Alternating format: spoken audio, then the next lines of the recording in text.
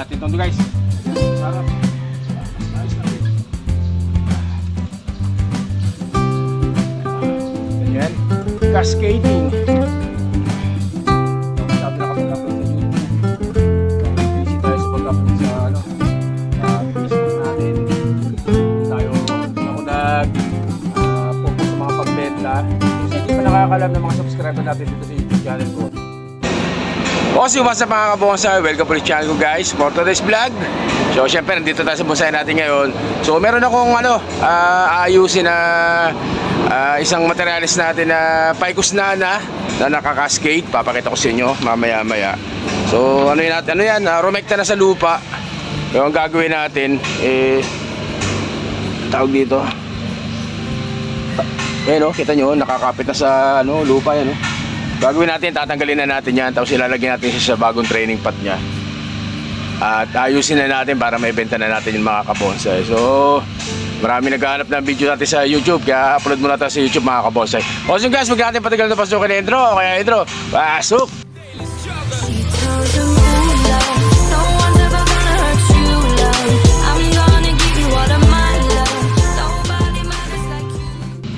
At ayun na nga guys, doon tatanggalin natin. So dati malago ito nung nakaraan. Hindi ko na lang naipakita, hindi ko na na-video yung pinutulan na natin to. Pero mamaya ipapakita ko sa yung mga pinagputulan natin. Pinutulan natin sobrang lago. Kumbaga nag-setback na rin ako. Pero ang gagawin natin, tatanggalin na natin dito mismo. Kukunin na natin yan. Ayun kumapit na. Puputulin na natin ugat yan mga kabonsai.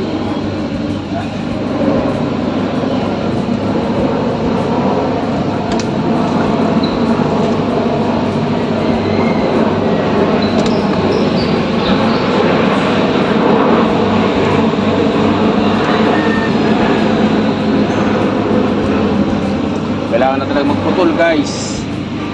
Kailangan magputol.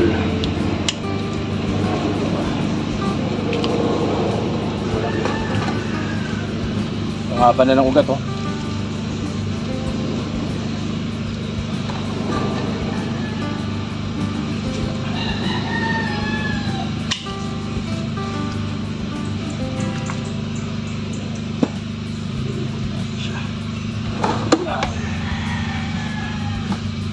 ilalim.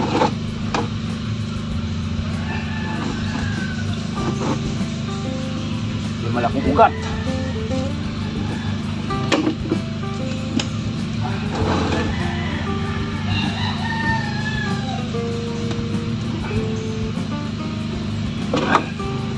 Meron pa.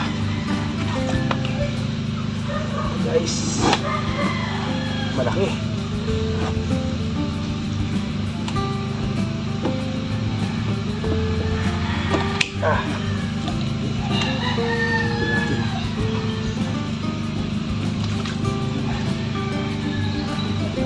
Buhatin.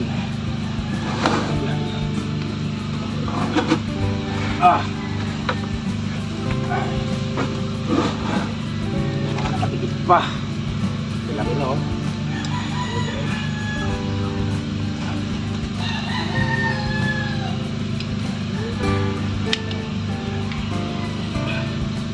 Connecta na sa ilalim guys. Lagi ugat.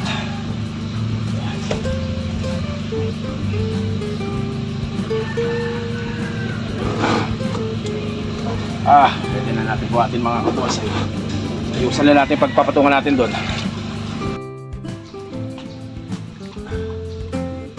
Buhatin na natin ito guys. Sarap. Ayos natin. Yan, cascading.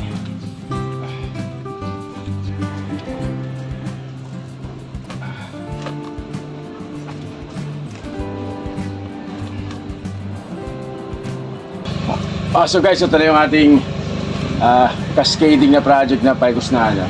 So medyo mababa, ang lagyan natin ng patungan dito. At ito na nga guys, yung ating full cascade na Ficus nana mga kabonsai. Full cascade Ficus nana, siguro mga 3 years na pinabayaan lang natin to hanggang sa yung ugat, yung butas, yung ugat lubusot na sa butas ito, so rumekta na sa lupa. Tapos tingnan niyo naman Yan ang mga ugat yan. Pati yung mga sanga, nagkaugat na, tapos rumekta na rin sa lupa. So ang ginawa natin, pinabayaan na lang natin yan. Hindi ko na masyadong inintindi to. Hanggang sa nag-wild na nag-wild, kaya yung mga sanga niyan, sobrang lalaki na, mga kabonsai. Tapos nagsadba ka noong nakaraan, hindi ko lang na video. So, gagawin natin, ayusin natin to para may benta na rin natin, mga kabonsai. Kung guna akong gagawin, tatanggalin natin ng mga ugat-ugat na yan, na mga bumitin, yan o. Mga ugat niya sa trunk, galing sa trunk, mga kabonsai yan. So, ganito yung karakteristik ng mga picus. Itong picus na ganun din. Yan, mga ugat na yan. Tatanggalin natin yan para mas magandang tingnan, mga kabonsai. Ayos na ako ng pwesto. Yan. Hindi ako masyado nakapag-upload sa YouTube dahil busy tayo sa pag-upload sa sa Facebook natin. Doon ako popost ng mga pambenta. Doon sa hindi pa nakakalam ng mga subscriber natin dito sa YouTube channel ko, meron po akong Facebook, OLTV rin po yung ang pangalan ko doon. So hanapin nyo po, doon ako nagpopost ng mga pambenta. At doon sa mga bago lang nakakapanood na hindi nakakalam, so palis na po ako dito sa bonsai ko, hanggang August na lang po ito. Kaya nagbibenta po ako ng murang bonsai. Lahat ng mga materials ko dito, lahat ng halaman ko dito ay ibibenta ko ng mas mura syempre. So follow nyo ako sa page ko, OLTV Mix Vlog, mga kabonsai. Dahil doon nyo makikita yung mga post ko ng pambenta, mga kabonsai. Tsaka yung sa reels natin, dyan din ako nagpo-post sa reels ko, yung mga pambenta natin. So yan, ganyan kalalaki ng ugat oh. Lalaki na. Tanggalin natin lahat yan para mas luminis yung tingnan, mga kabonsai. Dahil yan ay ulo.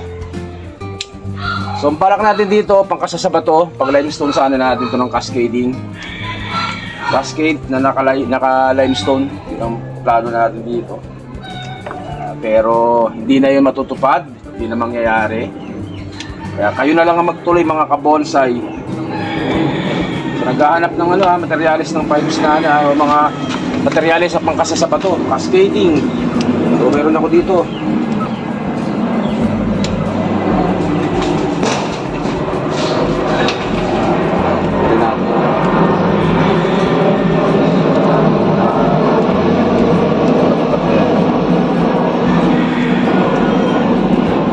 Pipes, mga balete, ganyan ang yan.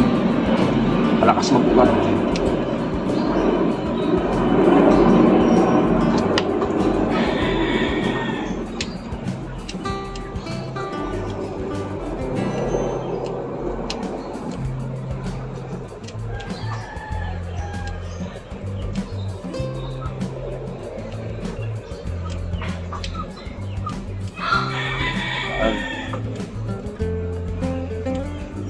Para makikita talaga yung niya, katawan.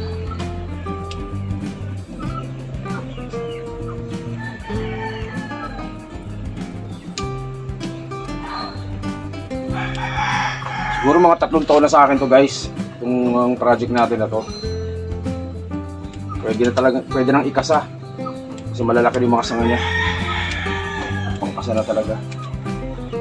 So, pwede natin to. Nasa ugat yan, nasa sanga, mga umugat yan galing sa sanga. Kaya kailangan tanggalin para malinis natin, mga kabonsai, para magandang tingnan.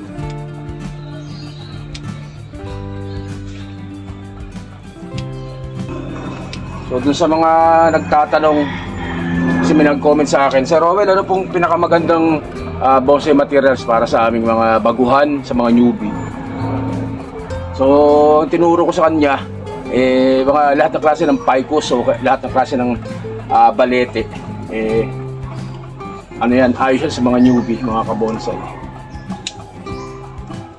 Siyempre kasama tong picus nana.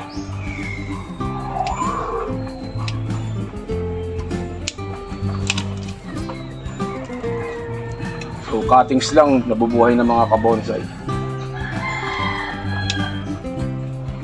Yan. Tanggalan na natin ang Ayan. Wala palang ayos, kaya medyo magulo pa. Pero pag ito ina-wiring, mas gaganda pa ito. So ang gagawin ko dito, hindi ko na i-wire. Hindi ko na i-wire to, guys.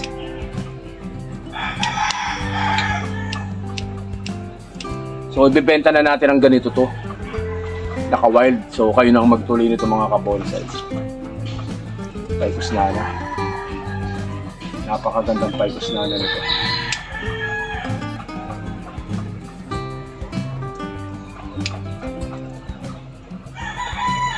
Ganda ng katawan.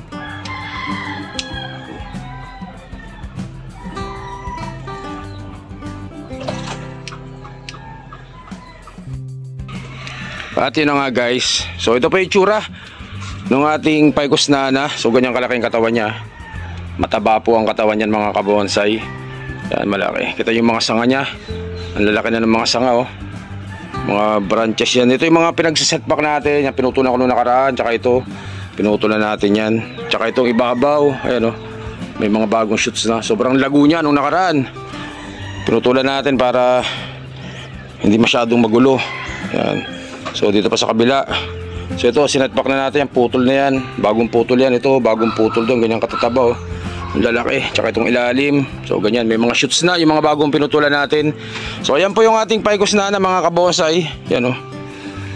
Medyo malaki yan guys. So ang project ko nito talagang pangkasa sa bato. Para alam niyo naman ang mga ficus, maganda yan pag naka-untrain yan mga rock clasping. So syempre hindi na matutuloy. So kayo nang bahala magtuloy nito. So benta natin to. Umpisahan ko ito sa benta ko to ng halagang 3,500 mga kakabonsai. 3,500, mura-mura na to. So dapat 5,000 ko ibebenta to. Pero dahil tayo yung nagmamadali na madispose to mga halaman natin, palag na to sa 3,500. Okay na yan sa akin. Basta maubos na yung mga halaman ko. 3,500 para po dito sa ficus na naka full cascade na to. Kayo na magtuloy. So ang project niyan pangkasa sa bato talaga mga kabonsai. So napakaganda niya, napakaganda. Ayan o. So ganyan kataba, kataba yung trunk niya. Ayan o. Ayan ang ulo. Ayan o. So meron yan ditong ulo. Tapos syempre yung pa-cascade niya dyan. Ayan. Cascading na ficus nana natin yan mga kabonsai. Hindi lang natin masyado makuha na ng magandang video na paikot kasi wala tayong tagapagpaikot dito. Mag-isa lang tayo dito. Sa ugat niya oh. Pwede nang pwede nang ikasa sa bato mga kabonsai. Ayan o. So napakaganda rin itong ating na to.